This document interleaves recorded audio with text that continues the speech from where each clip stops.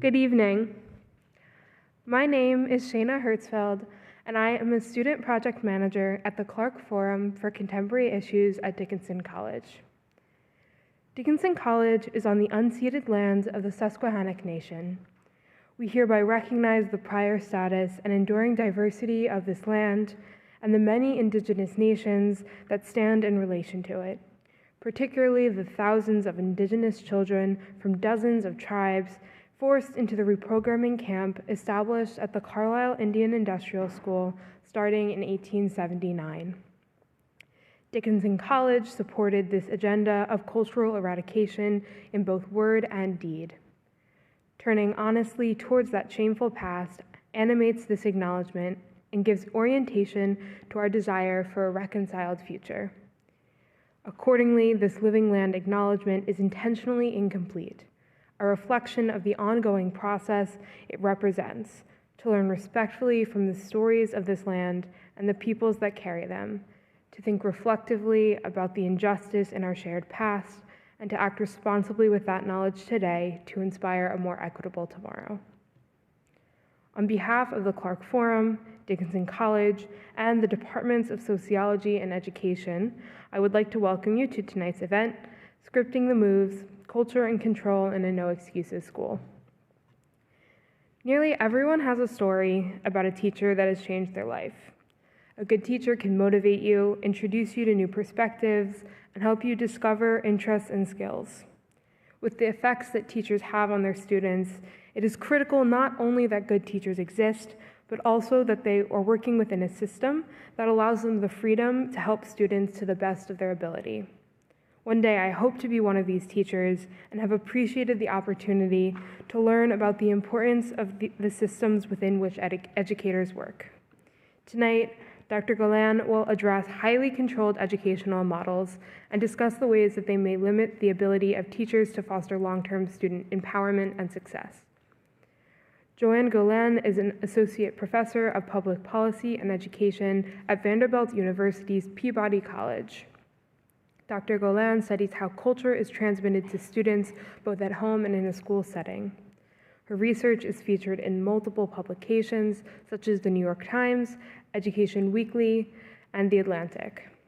Her 2021 book, Scripting the Moves, Culture and Control in a No Excuses Charter School, won the 2022 Bourdieu Award for Best Book in the Sociology of Education from the American Sociological Association. There will be a question and answer session immediately following the program, so please hold all questions until that time. The Clark Forum welcomes differences of opinion expressed politely, thoughtfully, and succinctly. Disruptive behavior or harassment of the speakers, members of the Dickinson community, or audience members will not be tolerated. As a show of respect for our speaker and everyone in attendance, please stay until the end of the program, including the question and answer session. There will be a book sale and signing immediately following the program.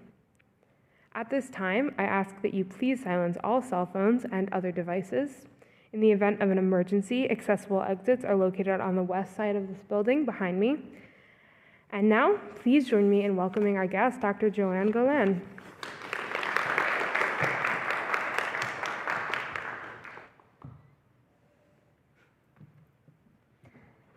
Thank you, Shayna, for the kind introduction, and to the Clark Forum for inviting me and for organizing this event. I've enjoyed the day so far, getting the opportunity to engage with students and faculty, and it's my first visit to Dickinson and the lovely town of Carlisle.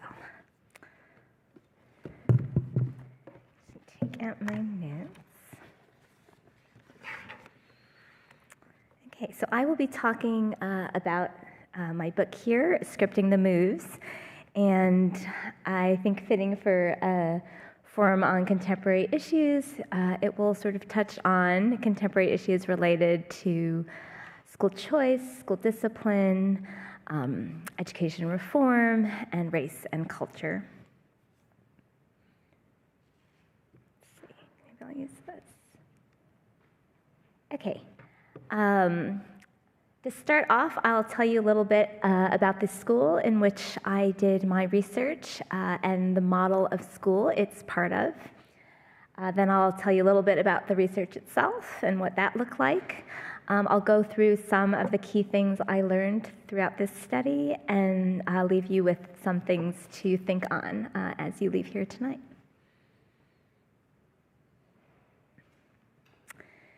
Okay, so to start off, we're going to go back 30 years to 1994, and we see in this picture David Levin and Mike Feinberg. They're the two young men here.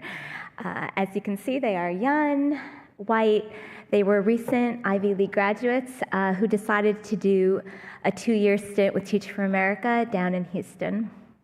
They were pretty successful in their classrooms, and at the end of the 2 years, they had these successes, but they still felt they wanted to do more to fight educational inequity. While they had been teachers with Teach for America, which had also just recently started, they had started an after-school program to try to help their students even more, and they named that program KIP, standing for Knowledge is Power Program. So at the end of the 2 years, they decided, well, what if we start a school ourselves? And at that point, charter schools had just come on the educational landscape. The first charter school was opened in Minnesota just the year before. And they said, okay, maybe we can propose to start a charter school in Houston. But if that school is successful, they thought, maybe people will think that's a fluke. So why don't we start 2 schools? So they said, okay, let's open a charter school in Houston, and let's open a charter school in the South Bronx. Well, those 2 KIP schools ended up becoming very successful. For its first 8 years, KIP Academy Houston was recognized as a Texas exemplary school, and KIP Academy New York, which I learned someone in this room has attended, was rated the highest performing public middle school in the Bronx for 8 consecutive years. Fast forward today, KIP serves over 100,000 students in 275 schools nationwide. 95% of the students KIP serves are Black or Latinx, and 88% come from low-income backgrounds. 10 years in, the U.S. Department of Education said KIP is widely considered one of the most promising initiatives in public education today. KIP would become a model for a number of urban charter schools seeking to replicate its success. These schools would be collectively known as no excuses schools by researchers and policymakers. And this was the idea that these high poverty, high achieving schools refused to make excuses for student failure. They said, we are going to get all our students to achieve. It doesn't matter if they come from low-income neighborhoods. It doesn't matter if they come to us, 3 grades behind. It doesn't matter, what their race is or what their ethnicity is. It is our job as teachers, it is our job as schools to ensure that these kids succeed. And these schools share many common characteristics. Among these is they have kind of an intensive teacher coaching model. They practice what they call data-driven instruction, where they give kind of practice standardized tests throughout the year in preparation for the state test. They often have extended school years and school days, but the most distinctive feature of these schools is their disciplinary system and their behavioral code, which you could say is very rigid. Critics would say even militaristic. And there have been sort of public voices like David Brooks from the New York Times that attribute this culture to their success. So in an editorial, David Brooks wrote, "The schools create a disciplined, orderly, and demanding counterculture to inculcate middle-class values."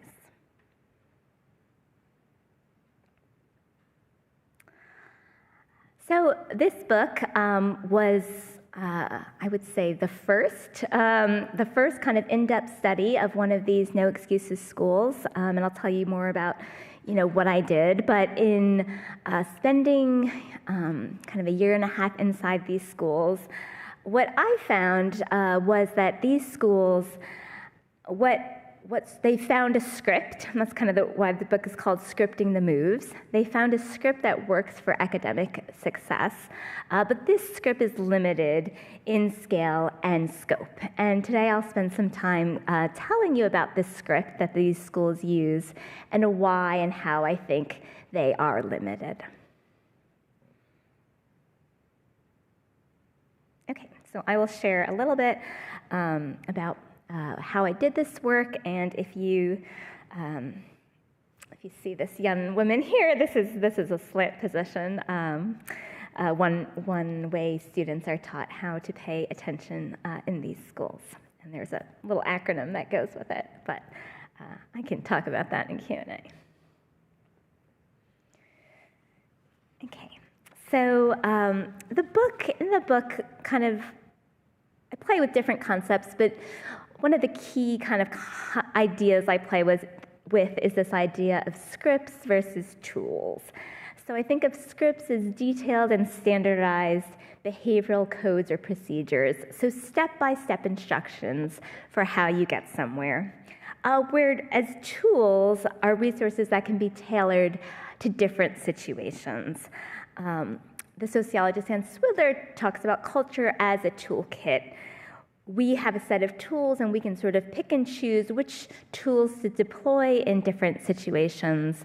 But this use of tools she calls it a set of heuristics and hunches. We kind of have these intuitions about how we should act in certain situations. And what I'll argue is that these tools are kind of more valuable.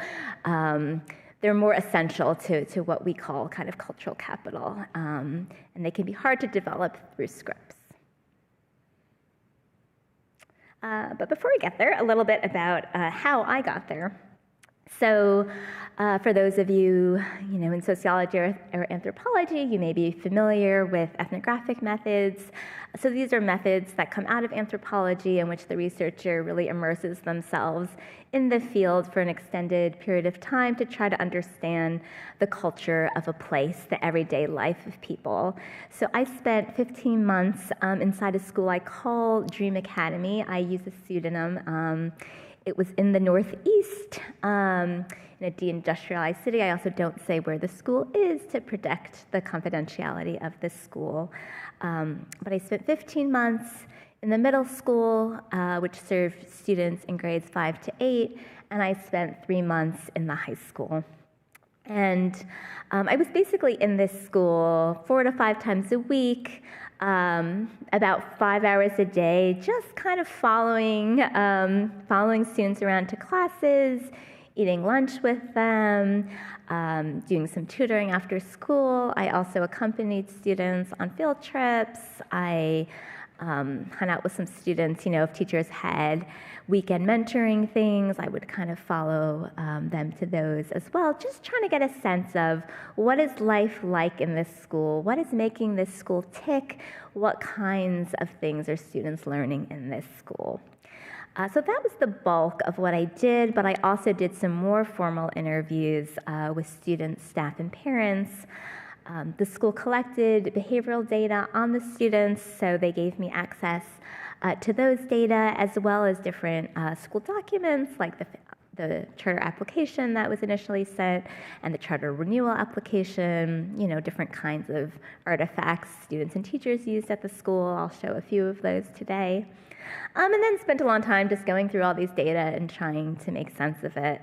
At the end, I also shared the book manuscript with a teacher who had been at that school to just check it for kind of accuracy. Was I interpreting things correctly? So a little bit more about the school. As I mentioned, it's a middle school that I spent most of the time in, and it served 250 students. And so charter schools are public schools of choice. So if you've attended a public school, may have attended your traditional neighborhood school that you were zoned to. Or you may have had an option, your parents may have had an option to apply to a different school, a charter school, a public school. And if you were admitted there, you could enroll there, but typically, in many of these schools, you have to be transported there. A few will provide transportation, but often not, because this isn't your neighborhood school. So Dream Academy, like many of these charter schools, have a lottery admissions process. So that means you just have to submit an application, and then if your number comes up on lottery day, you're admitted to the school. So in the school, it served, the student population was 2/3 Black, 1/3 Latinx, and over 80% of students received what we call free or reduced price lunch, which is determined based on family income, so would generally be considered low-income students. The teachers were mostly white and mostly young, under 30, and the principal was 34. Dream Academy was considered an academically successful charter school. They boasted a 100% college acceptance rate, and they were recognized by the state for improving standardized test scores. Okay, so I'm going to talk about school scripts, and then teacher scripts, and then student scripts. So I will start with the school. And I'm going to start by actually reading just a little bit from the book, a little teaser or two this evening.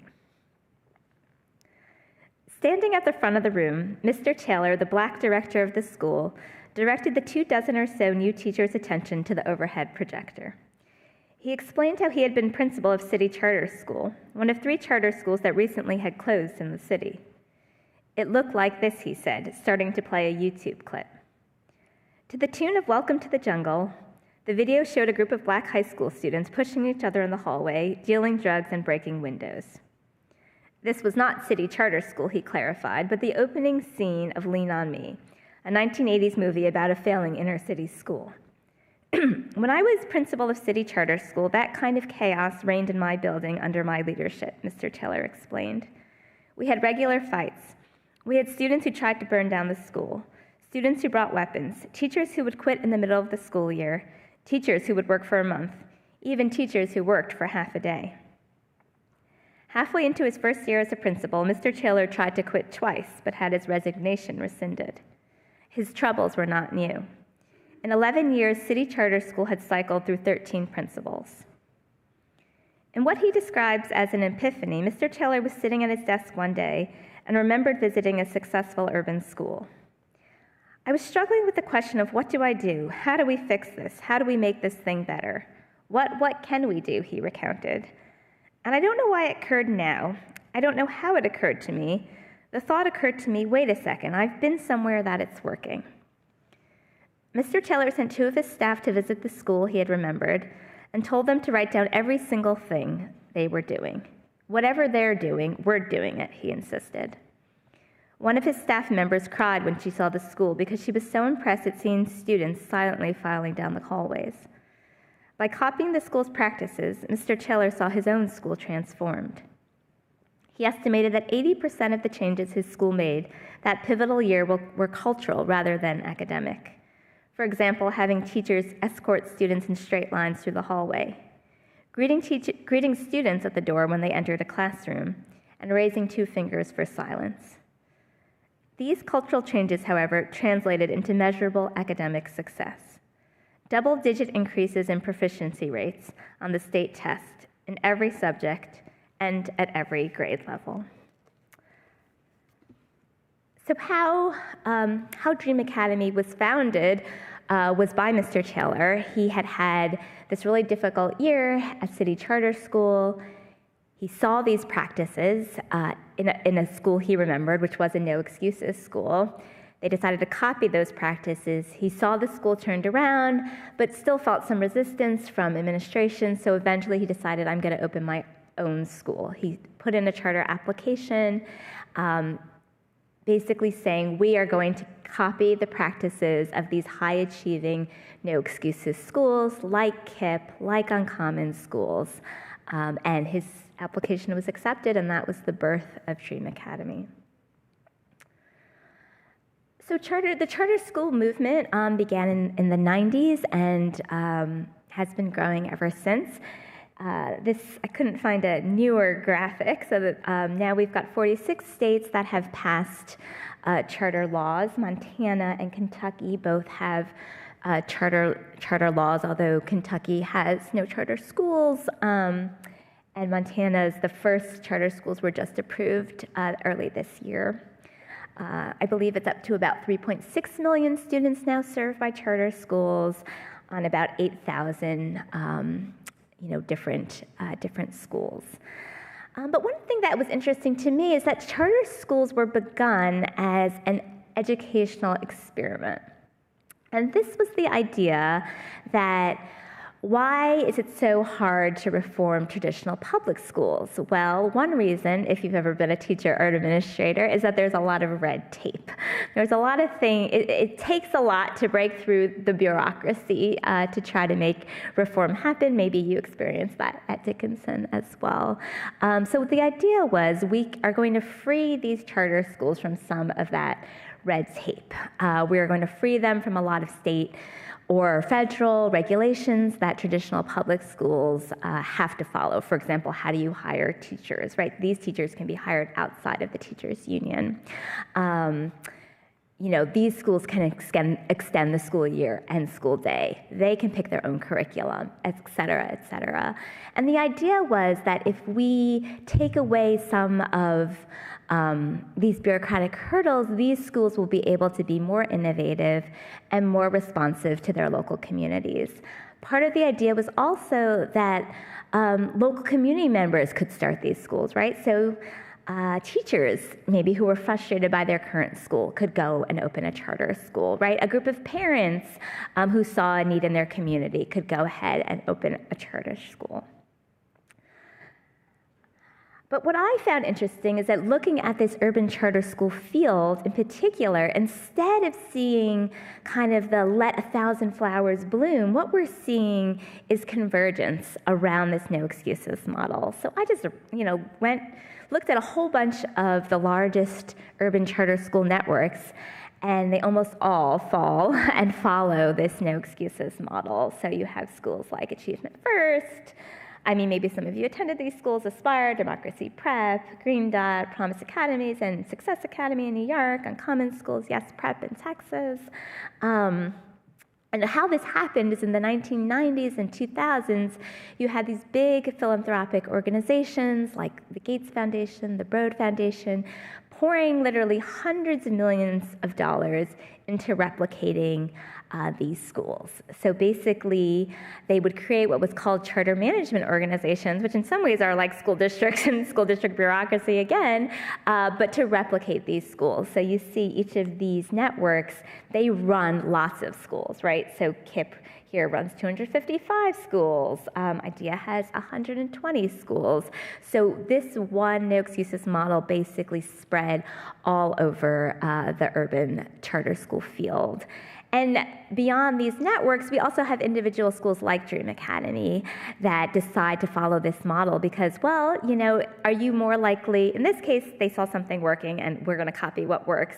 But in another case, it's also like, if I'm a charter authorizer, am I more likely to authorize a school that is part of a known model, a successful model, right? Or am I going to authorize a school that you've just dreamed up? So it all, there's also some legitimacy in following this model.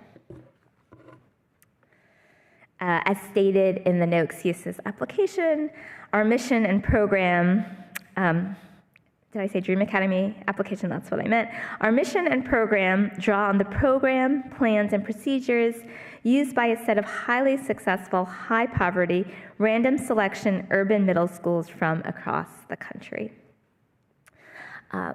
So again, we have from this idea of innovation, responsiveness to local communities and cultures, we have this one model that then begins to spread. And I'll argue it's also a very scripted model because you have a model that people have to copy, and put into place, a model that can be replicated at scale. So a little bit about what this model looks like. Once a student is admitted to the school, the first thing that happens is that teachers from the school will make a home visit to each family. And this home visit, there's literally a script. I forget how many pages it is. I went on a couple of these, maybe like 5 pages or even maybe 10 pages. Teacher has a script.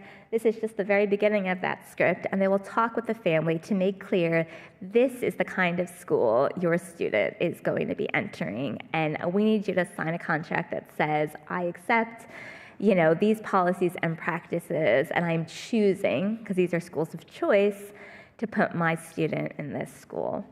So if you see here, it tells them, introduce yourself, ask the parent to turn off their phone, TV, explain that we're different from other schools. In the past, some parents did not realize how seriously we implement our program. They ended up leaving our school because they felt we were too strict. We can assure you we're going to implement every single element of the program we described to you today. And we also want you to know that this school is not for everyone. So if this is not the right school for you, that's fine, but we want to make very clear what those policies and procedures look like. And kind of the most controversial part of these schools' policies and procedures, as I foreshadowed earlier, is the school's behavioral code. So these schools practice what can be called a sweating the small stuff approach. Instead of typical urban schools, which might pick their battles, they say we're going to pick every battle. If we sweat the small stuff, that is going to prevent larger things from happening. So the school tracked, they had different categories. Up here, I just have category 1 and 2. They also had a third category that would lead to an in-school suspension. But category 1 was the first kind of behavioral infractions. And you see these are things for like not tracking the speaker. That means you're not following them with your eyes. Making unnecessary noise, that's a common one. Being off task, putting a head down on a desk, talking at inappropriate times, you can see is the highest recorded one here. Level 2 infractions were these would result in a detention. So an after-school detention, same-day detention, 1 hour in the cafeteria, silent, for things like name calling, rolling your eyes, or sucking your teeth at a teacher. Those were signs of disrespect. If you came late to school, even 1 minute late, I think about this all the time because my children are always late to school, and mostly it's my fault. And I thought, but if you were late to school, that was a detention, that was an infraction. And actually, if you were late a certain amount of times, those became absences. If you had 12 absences, you were held back. So it was very rigid. And over the course of the school year, because I had those, behavioral records, there were over 15,000 student infractions assigned for 250 students. That averages to 1 infraction every 3 days for a student, and 1 behavioral detention every week. Multiple of these could also lead to the category 3 infractions. That was called bench at the school. I wasn't going to talk about it, but in my conversation earlier with some students who had attended a similar kind of school, they were speaking about how they had a similar practice. So I said, I'll maybe mention it here. So here it was called bench, and they had these yellow shirts. So it was in-school suspension. You were in school, you were still in the classroom, but you had to wear this yellow shirt, and you couldn't talk to anybody but the teacher. So you weren't, and if anybody talked to you, they got put on bench.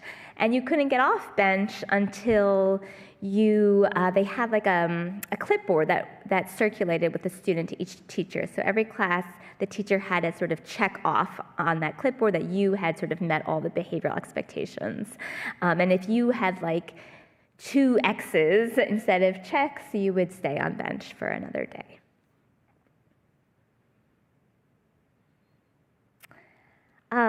So the teachers and administrators also saw problems with this behavioral system. They understood that it was very strict, maybe too strict, that the students didn't like it, but they were reluctant to make changes to the school's behavioral practices. And when I talked with the founder of the school, and I asked him, if you were to name a couple practices that you think make this school successful, what would they be? And he replied to me, I can't pick one. He said, well, if I had to pick one, it would be the home visit, because that gets the parents on board, right? But after that, I can't pick one. And he said this: if the school were doing 100 things, we need to do 92 of them in order for the model to work. It was the idea that he called it a package deal. It's a package deal. We're doing all these different things, and we can't really deviate from them. And to me, part of that was this idea that the school adopted the script. It adopted the no excuses script with all its practices, and actually these schools share their practices. They're very open to that. When KIPP started, that was part of the culture. We're going to share with other schools. They can have our teacher evaluation guides. They can have our behavioral systems. We want to spread the word. But once you adopt sort of a school model and program wholesale, I think it's difficult to start then tinkering with it out of fear that it may implode. So this school script works, right, for the school as a whole to keep order, to achieve these kind of academic standardized test scores, but does not necessarily work to be tailored, right, to student needs or individual school or community needs. So that's the first kind of tension I recognized. The second one was around teachers. So teachers also have their own scripts. The teachers they hired, they had two criteria for hiring teachers. The first was they have to be a mission fit. They want to, close the achievement gap. They want to teach students in our communities. They're committed to urban education.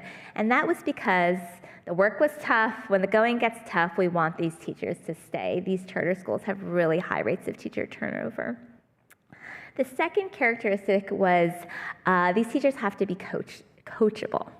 And that was the idea that they're open to feedback and they're willing to take it. And that's because they wanted teachers to follow their script for teaching.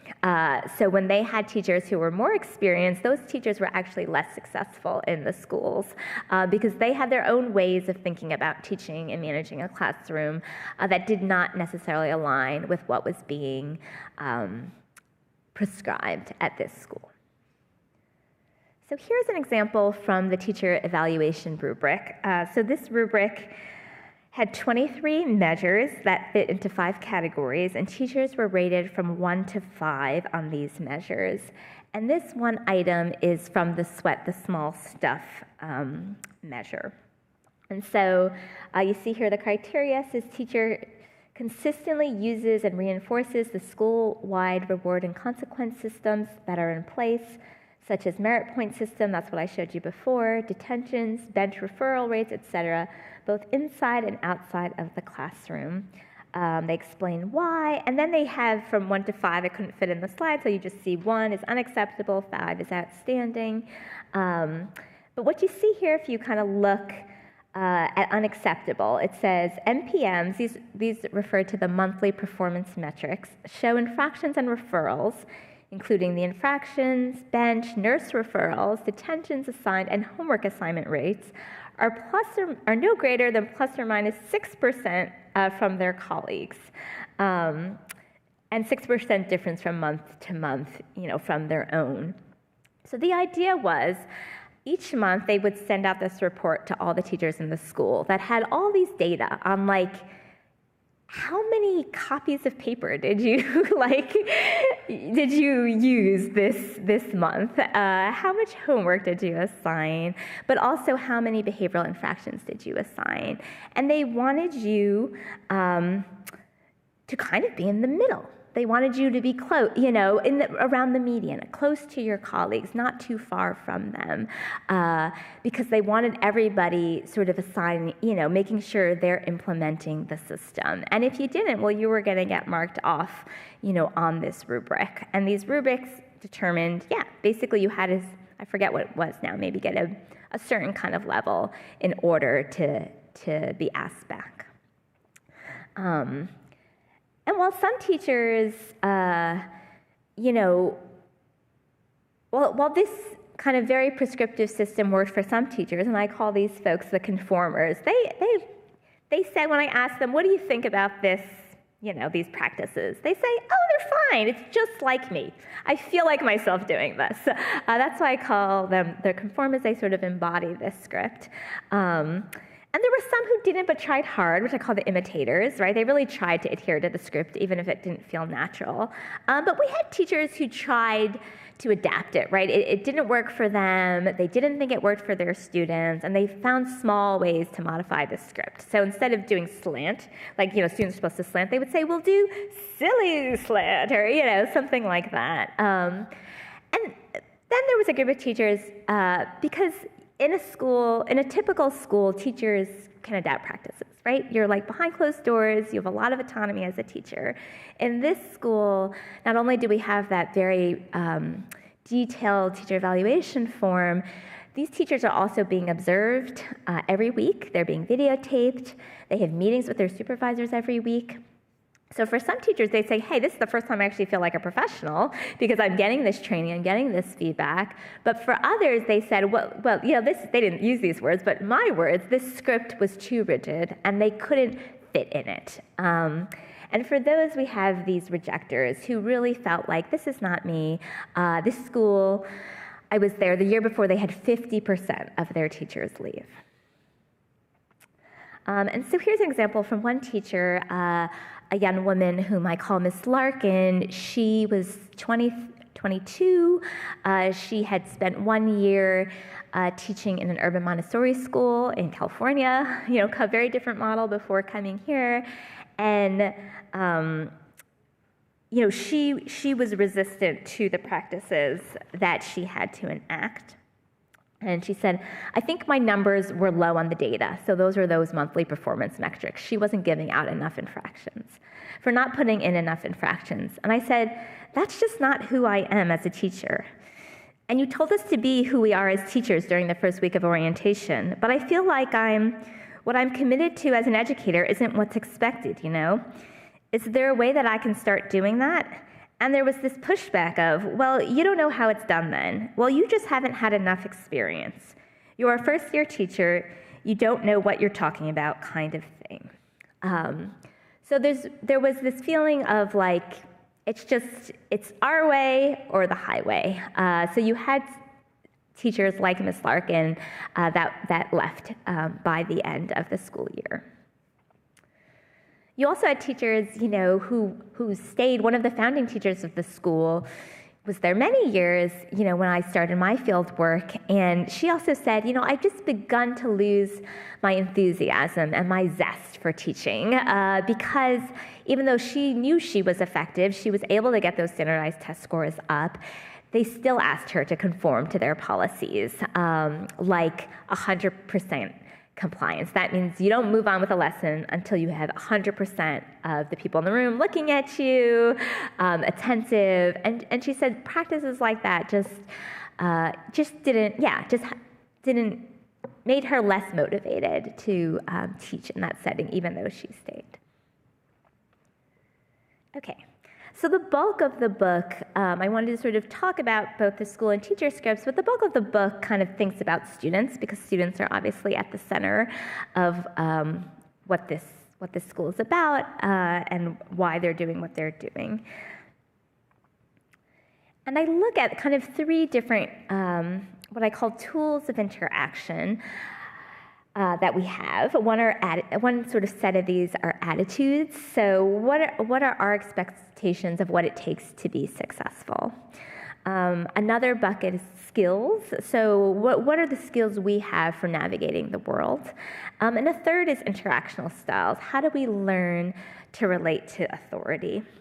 And if you remember back to that quote in the beginning from David Brooks about we're teaching middle-class culture, that's kind of what I thought when I went to do this study. How are they teaching middle-class culture? Is it effective? Does it translate to other settings?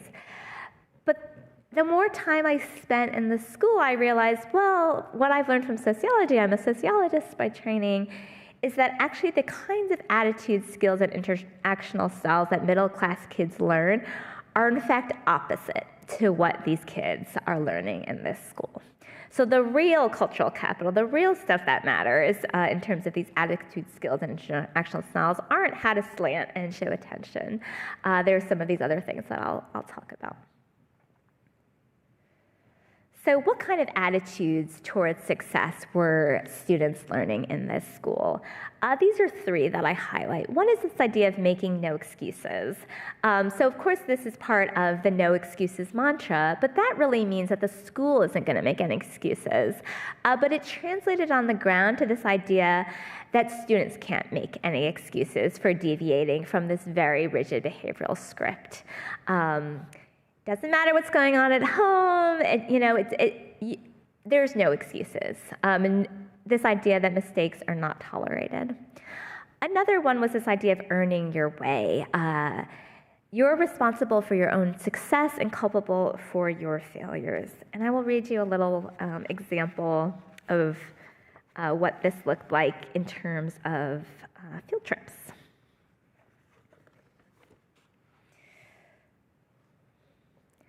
As the students entered the classroom, they waved their hands in the air, their voices amped up. One boy slammed his book down on his desk. "We had mad fun," another exclaimed. "We watched movies." Strutting their way into Miss Anderson's 5th grade classroom were the handful of students who had not earned that October's field trip to the aquarium. Between the 4 lower school classes, I had counted 13 boys and 3 girls left behind at school, all black except for 5 Latino boys. These students had indeed watched movies that morning. One of their assignments was to watch Harriet the Spy and take notes on signs of disrespect given to Harriet. Miss Anderson paid little attention to the students' antics. Sitting at the front desk, she turned her attention to the rest of the class, asking them to share highlights of the trip. Eager hands shot up. "I pet a blue lobster. I fed a stingray. I pet a shark. I saw a blue leopard stingray. A shrimp was jumping on my hand." As the day's activities filled the air, the students who had boldly entered soon fell silent. It had been a fun field trip. For many students, it was their first time visiting the aquarium and their first ride on the train. The latter was as exciting as the former. Typical school rules were relaxed. There were no silent straight lines or hand signals, and students spent the day leisurely exploring exhibits in small groups. In the group I assisted with, students fell behind or walked ahead and occasionally bumped into an unsuspecting visitor, but they mostly followed directions. No one was sent home despite initial warnings. After the students reminisced for a few minutes, Miss Anderson turned to the students who had not earned the trip. She acknowledged that while they might have had fun, it was important to earn field trips. There would be another opportunity in about a month's time, a Friday night social at the school. So at this school, and at most of these schools, there's some kind of point system, dollar system, where you're earning points on a day-to-day, week-to-week basis for complying with school rules, and you're losing points for not complying with school rules, for missing homework, for coming in late. And these points earn you different things. In this case, you have to have a certain points over the semester to qualify for school field trips. At the beginning of the year, students had to earn their seats. They started without a desk. They had to earn the school shirt to wear. You have to earn school socials. So everything is this idea of earning. And of course we can say, hey, it's good to learn earning. Earning can be motivating. I had students who said, I worked really hard not to get another infraction so I could go on that field trip. But I think earning also doesn't take into account that these students arrive to school on very different playing fields, right? We know that a lot of things feed into why students don't behave in school, and a lot of those are, I would say, out of the control of the student, right? We know that trauma, for example, traumatic experiences in childhood lead to a lot of significant behavioral problems in school. So to put everybody on the same plane, say you have to earn your way, basically leaves a good proportion of these students out of these kind of privileges. And this idea of earning your way is actually the opposite of what middle-class kids typically learn, which is entitlement. Annette Leroux talks a lot about this, another sociologist, that these kids are deserving of other people's time, attention, and resources. There was one teacher at this school. This was the founding teacher I had mentioned, and she realized this system of points was not working for the Black boys in the school. They were often the ones left behind. So she decided instead to start a mentoring program where she took these kids almost every weekend in her big van. She would drive them to football games. She worked with the high school, so there was an open gym where they could hang out with. And she felt her approach really worked for one of these boys. He ended up getting left back twice.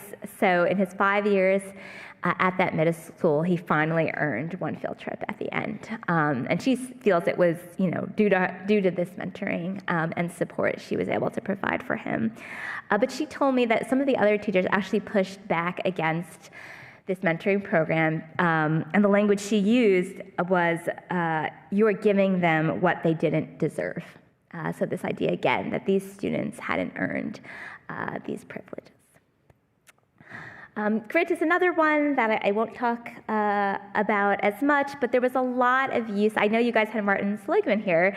So No Excuses Schools, KIPP, they've really embraced positive psychology, character. So those actually every week, though that was taught, grit or self-control. There were different weeks focused on that. But I talk a little bit about why that's problematic or can be problematic in this setting.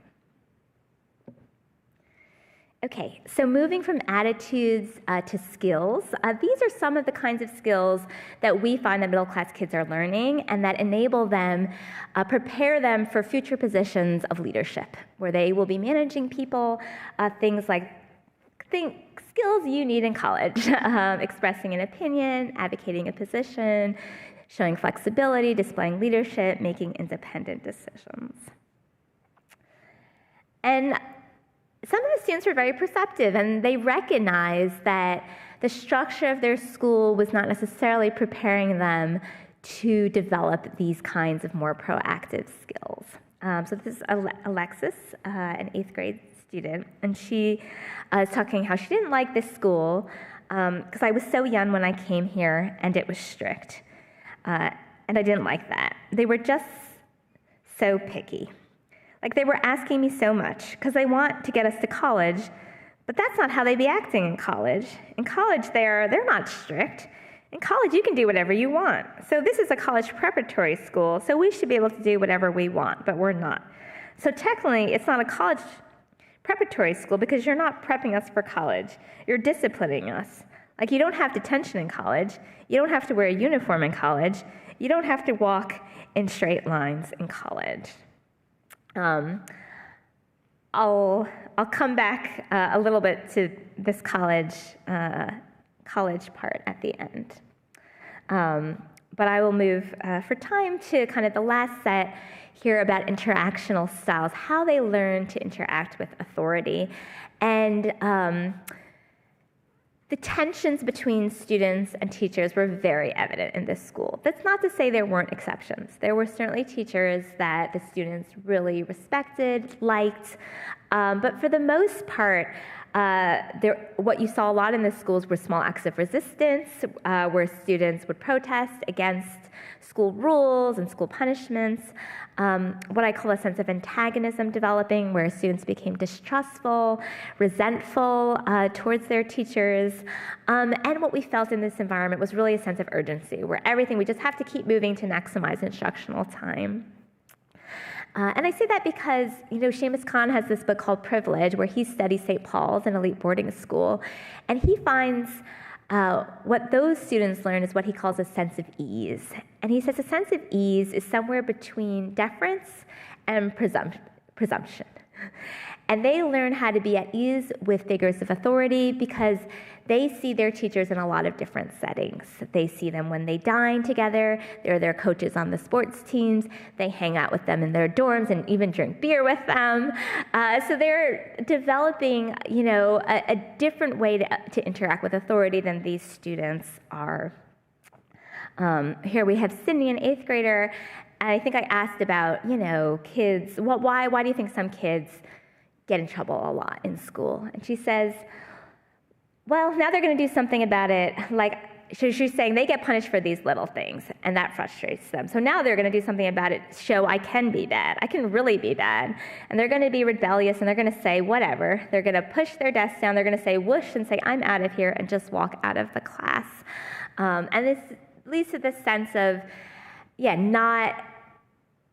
being head-to-head with their teachers instead of learning to interact with them in a different way. Okay, I'm looking at the watch because I know I'm coming on time, so I'm almost done. I didn't want to skip this one though, because this was a mother I talked to. She was a Black mother. She was a teacher, and she was active in her teachers' union. And she gave this metaphor that I thought was very apt for what she wanted in her daughter. She said, I want her to be more of a palm tree. I want her to be able to bend and be a little flexible. I don't want that sturdy oak because it keeps hitting up against that, and it's just like it has no give, it has no bend. That's a problem for me to deal with because I want her to be firmly rooted. I want her to be that solid tree, but it sways a little bit in the wind. It is not going to snap.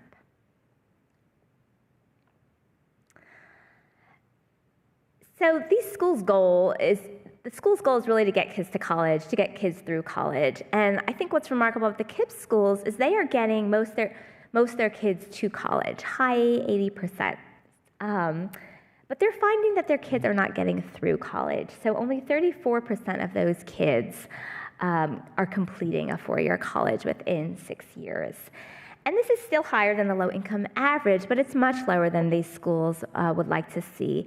And there have been some pretty rigorous studies by research firms that show that students who go through KIPP are actually no more likely to persist in college than comparable students that do not.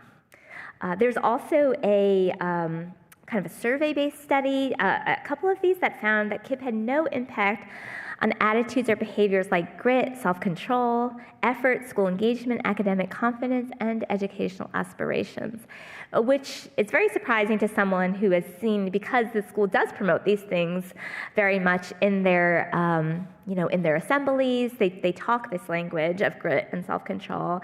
And I think why we're seeing these results is because the hidden curriculum, what students are actually learning from school structures, behavioral codes, sends a stronger message than what they're learning from, hey, show grit, or show self-control. So these are concerning findings, I think, for the schools. The schools think they're concerning. I think they're also concerning findings for policymakers and those who are pouring money into thinking about these kinds of schools as the solution for urban education. I think some of these kids are getting the wrong idea of what it takes to be successful in college, because the school keeps justifying what they're doing as saying this is going to prepare you for college. This is one of the kind of funniest quotes I came upon, because I was so surprised coming from my perspective and her perspective. She had no conception of college. She did not have family or friends who had gone to college. And she said this. She said, don't get me wrong, in college, yes, you have to be quiet, but you don't have to be quiet when you're going into the dorms. They took these kids on field trips to some colleges to see them. Because I've seen colleges where you can talk a little bit in the hallways, because sometimes there's couches for you to sit on.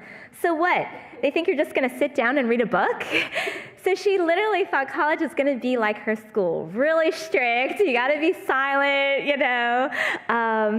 And then visiting and seeing couches, she started to rethink, wait, is college a little bit different than what I thought it might be like? And we could talk more about this, in the Q&A, but, I did follow some of these students to high school where they took these college-level courses as part of dual enrollment programs, and they started to kind of learn some of these differences and whether they were really prepared. So this one student who took an English 101 class said, it's not what I expected at all, because going to class, we sit down, Teacher talks to us and she gives our assignment, and then she's on to the assignment.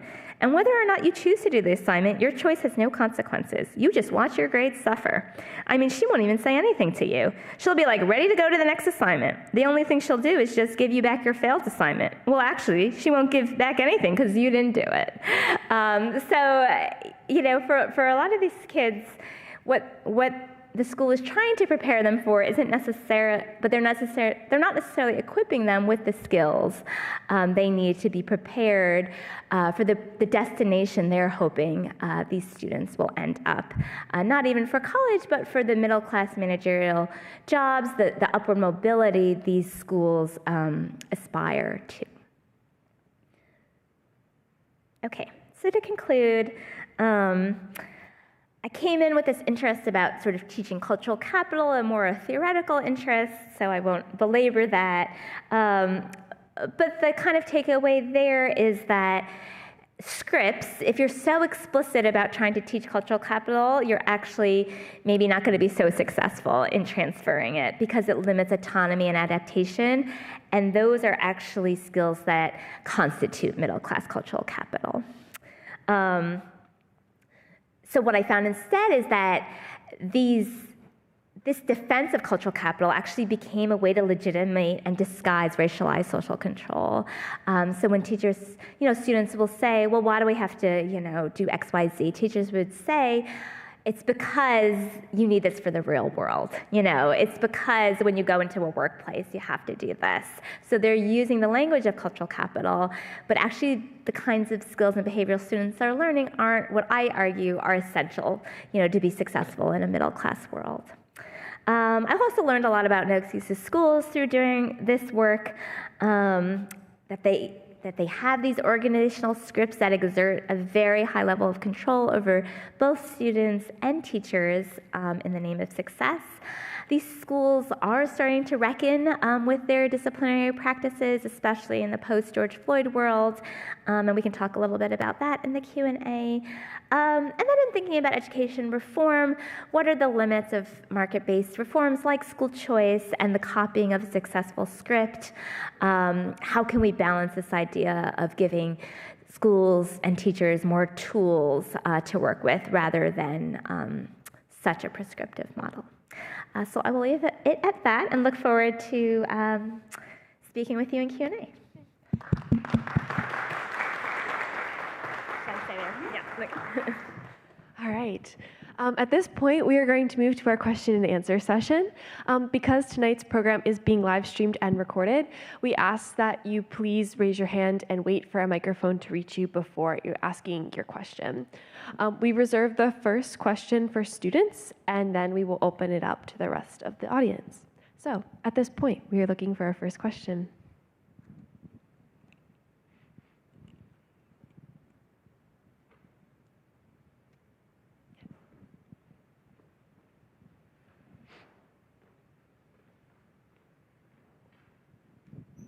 Cool.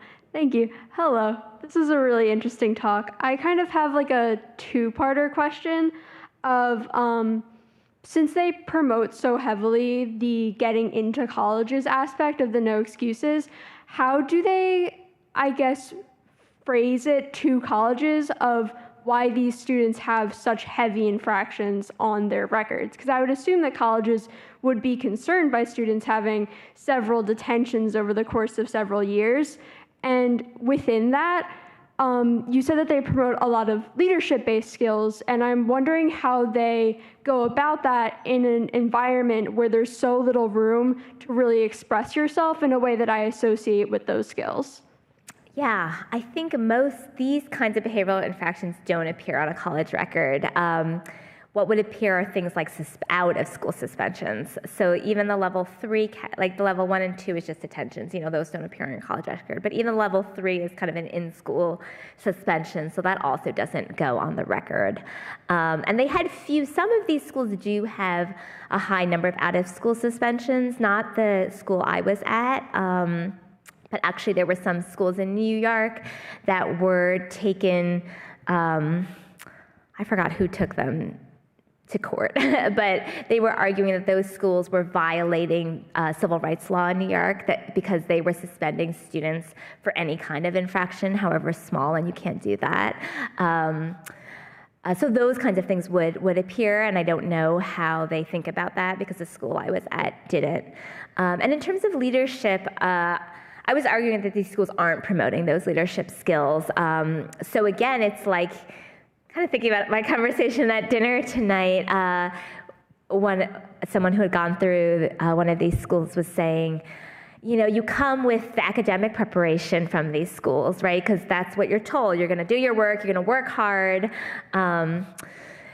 and show grit and keep going, but not recognizing, hey, there's actually a lot of other skills that students need to be successful in college, and having to learn that once they're here, right? Like skills like taking leadership, like it's important to get to know your professors and go see them at office hours. And so that's a bit of an adjustment, right? If you've learned to kind of be sort of either antagonistic or afraid of your teachers, then it will seem very strange to just approach them, after class to say hi. So yeah, I think those were skills they weren't being prepared to develop. I should say in more recent years, there are some networks that are recognizing these kinds of things and trying to adjust as students get older. This was middle school, so the high school was trying in their high school to do a little bit more of like Socratic seminars to give students more places to express their opinion, but from what I heard from both teachers and students, it was still highly structured. It was like still not willing to let go of the reins, but understanding that they didn't need to move in that direction. As a side note, there is a book by Joel Mehta and Sarah Fine called Deeper Learning, and they look at all different kinds of schools, so like progressive Dewey schools, IB schools, and a No Excuses high school, and they're looking where is deeper learning fostered, where are those sort of critical thinking skills fostered, and they find in these No Excuses schools, and the very best of them, there is a lot of learning happening, but not this kind of deeper learning, because that requires a bit less structure.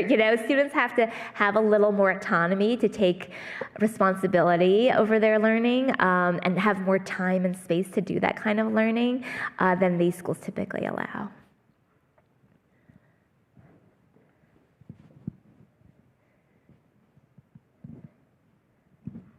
Hi, so I know that when you were talking, you said that certain races of students were having higher infractions or not able to go on field trips and things like that. How does the school explain that? Because I'm sure there's statistics that back that up, that POCs are not as highly going on like field trips as white students. So how do schools explain that to, I don't know, like parents, government type of thing? Yeah, I think it's, as you started your question, I knew what your question was going to be, and I thought, I don't have an answer because the school I didn't hear the school address it. And you think they would,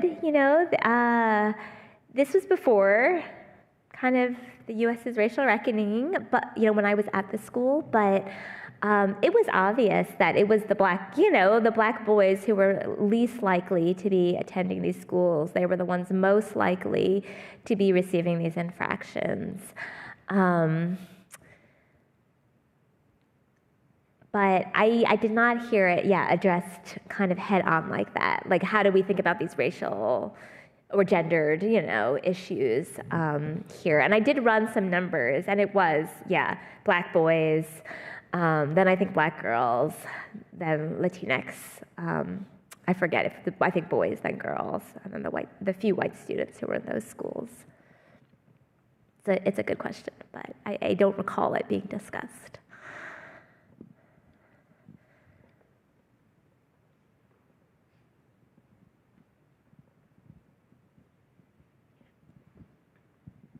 Thank you so much. I'm wondering if you have any insights to offer about how No Excuses schools kind of survived and how their model adapted to online schooling. Mm-hmm. I know in your book you talk a lot about how no excuses models and scripts are also extended towards the home, but COVID was kind of a crazy time when emotional learning was as important or even more important than academic learning, and I'm wondering how those statistics of success that these schools rely on so heavily were challenged or upheld during that time. That's a great research question that someone can investigate. That's actually a great question. I don't know how their stats held up in terms of, their academic. We could certainly look, like it's not, I can, if you're in the class I'm coming to talk with tomorrow, maybe I could come tomorrow with some numbers, because they put their reports online, so I could look up a couple networks and see what did it look like in kind of 2020, 2021. I'm assuming those numbers went down, but I don't know. There was also suspension of some standardized testing, so maybe they're not available, but I could certainly look. I did hear anecdotally from a colleague that some of these networks actually try to maintain like some of their behavioral code online, which feels even more dehumanizing, like come with your uniform and literally have to be sitting in front of a screen, and show your face for these, 7-hour, 8-hour blocks. So others, I was wondering, it's kind of a natural experiment, and my research agenda has sort of moved in some other directions, so I haven't kind of returned to these schools, but I was curious if some of them might have relaxed some of these procedures kind of post-COVID, maybe in getting to know their students in a different way, through that experience, or recognizing some of the mental distress, and strain students and families went through during that period, but I myself don't know.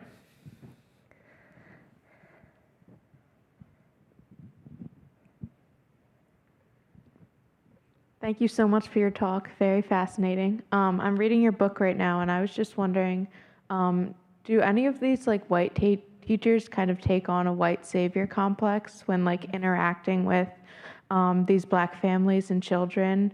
And I was just wondering if you saw the lack of a community-based approach and kind of the implications that have on these kids and their families. Yeah.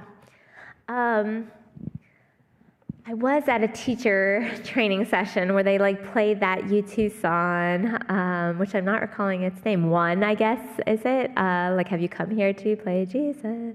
Have you come to? I'm not gonna sing. Oh, it's being recorded. Save the dead. And they said, how does this reflect with your experiences? And a teacher did kind of give what we would call sort of a white savior response, we're here to kind of save the kids. But she was actually corrected by some of the leadership in the school, not to take on, that kind of perspective. These schools, there's a book by David Whitman called Sweating the Small Stuff, Urban Schools and the New Paternalism, that takes a positive take on these kinds of schools. And he calls it the new paternalism because it's the idea, kind of in the same line as David Brooks, that these schools are taking over the role of families. So the idea is we are removing kids from their environment, putting them in a different one, and kind of insulating them from that environment and being paternalistic, and that's why they're successful. But a community-oriented mindset would say that is not the way, to help students and communities thrive. But I would say a lot of these schools, at least traditionally, historically, have taken more of the separate approach. We want parent involvement to the extent that you're coming to the parent-teacher conference, and you are fielding a call when we're telling you your child did something in school. We want you on our side for that. But not so much beyond that in terms of parent and community engagement, at least, like I say, not historically, maybe more so, these networks share common practices, but I don't want to say they're all the same, and there can be, some places where we see more community and family engagement, but I would say that's not the model. It's not central to the model. there's a book, Whatever It Takes by Paul Tuff. It's a good read about the Harlem Children's Zone. And he says there's kind of two models. He was thinking about two models. One is where you remove kids from their community, and the other is where you try to uplift the whole community. And that was kind of what the Harlem Children's Zone was trying to do.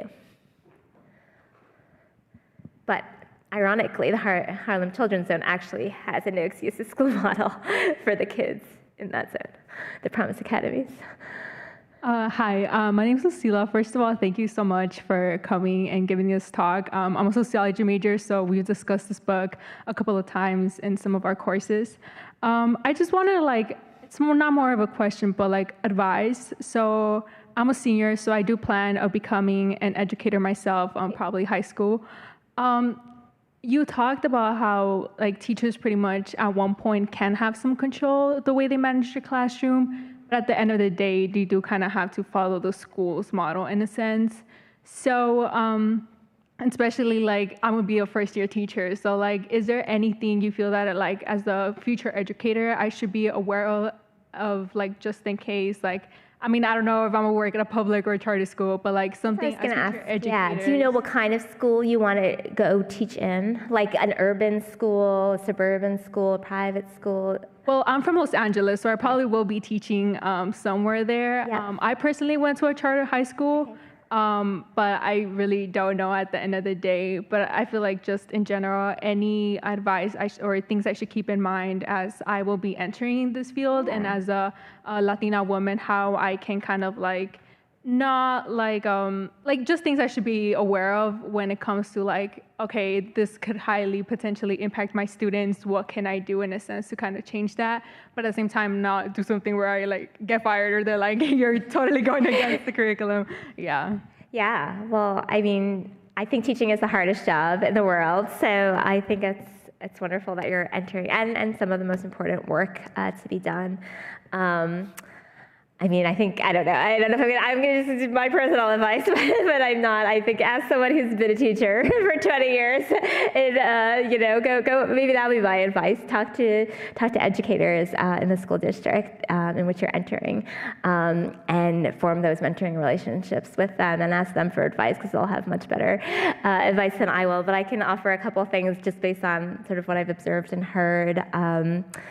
I think relationships with students and their families are foundational. So I think to the extent you can get to know the kids you teach and their families, I think that will go a long way. Not sort of disrespecting, demeaning, kids, so kind of strict but warm, or is the model that's often used. They call them forget the warm demander. This is often sort of a Gloria Latson-Billings has a book, I think, called The Dream Keepers, where she talks about effective urban teachers of color and this kind of model they have, this warm, demanding model.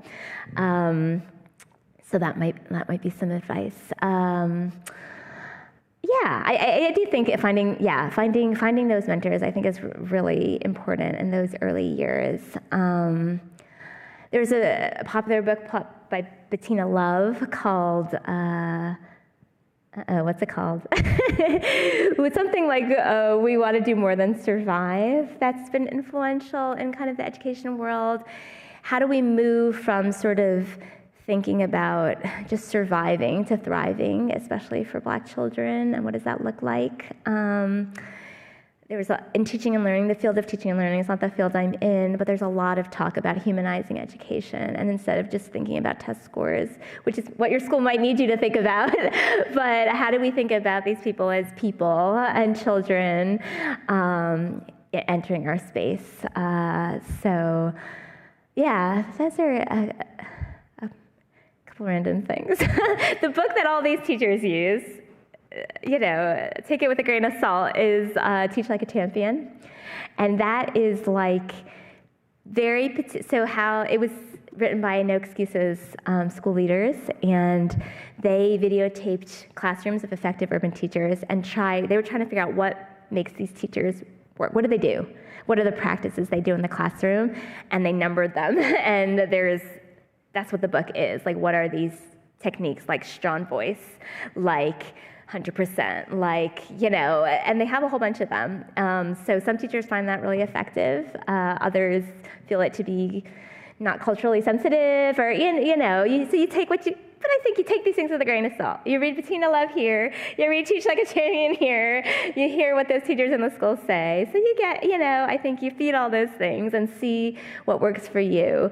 For me, I always feel it's got to work for you, and that's why I feel scripts are difficult, You have to find an effective teacher who has a similar disposition as you, and then you can copy them, because if it doesn't work for you, it's not going to work, So yeah, there are lots of models I think that can work. You just have to find, the one that's going to work for you.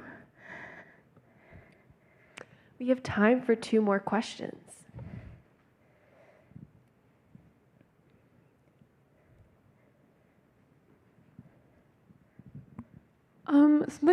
Thank you for your talk, but something that I was wondering if you could elaborate more on was kind of like the rhetoric around paternalism that you kind of had mentioned earlier in the Q&A session, because I'm in a class right now about talking about Native American boarding school system. Mm-hmm. They review those in this book. Yeah, and so I kind of a lot of the kind of rhetoric that you were saying about these schools. I mean, it's not the same thing, but when you said paternalism, I was like, some of the kind of rhetoric of like the kind of rigidity, kind of trying to prepare students to assimilate them into kind of middle-class white society, but not actually really giving them the tools to succeed there, like.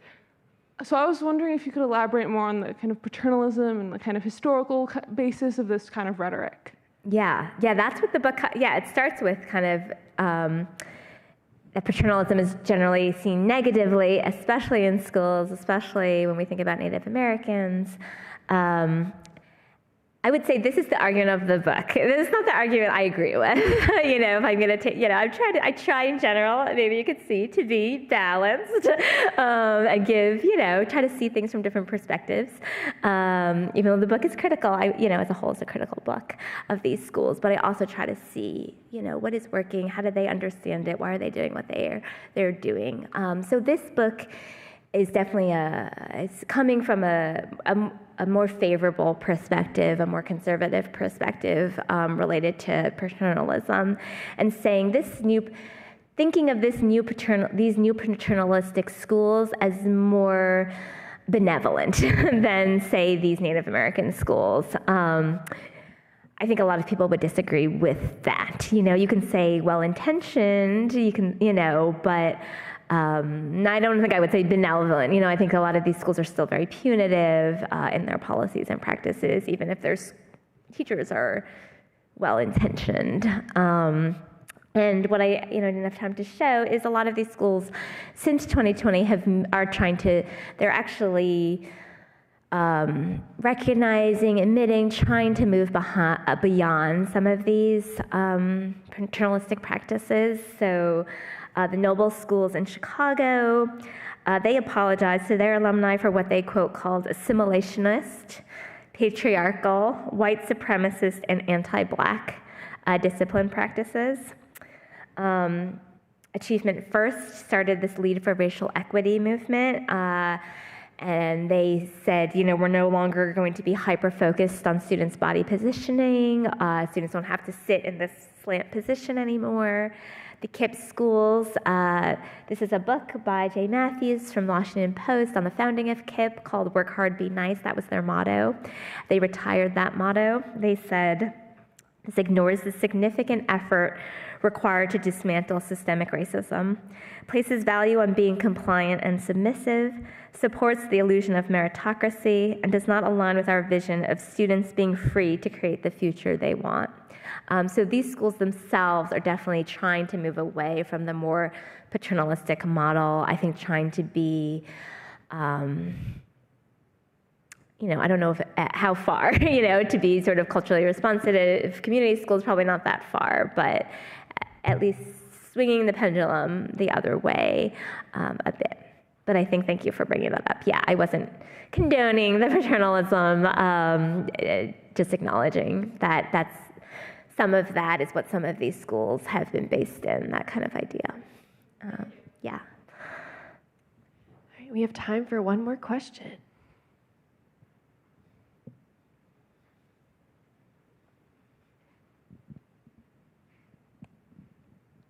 Thank you so much for the talk. I am wondering, because I think I read it in the acknowledgement that you showed the book to one of the teachers or something. I was just wondering, like, after the book is published, what was the reaction? Or, like, how was the reaction? Are you still connecting with those people you interviewed? Yeah, I'm not in touch with most of the people in this book, and the reaction from the school founder to the book was very negative. He felt hurt by the book and the presentation, understandably, but we did have kind of an email exchange in which I think was helpful for both of us. He felt satisfied by kind of my responses to his questions, and for him, particularly as a Black man, who's not from this community, but from a community like this one, to feel that there were nowhere in the book do I say that he or anybody else is racist, but I do say these practices are racialized disciplinary practices, and I think that was what hurt the most, to say, like, who am I to, call you a racist, or say you're using these, racist practices on your students, coming in as an outsider. And what I tried to explain, or who am I to say you should do things differently, right? When they're the people, he didn't say it this way, but in my mind, when you're doing the tough work on the ground, it's not easy work, and this is important work.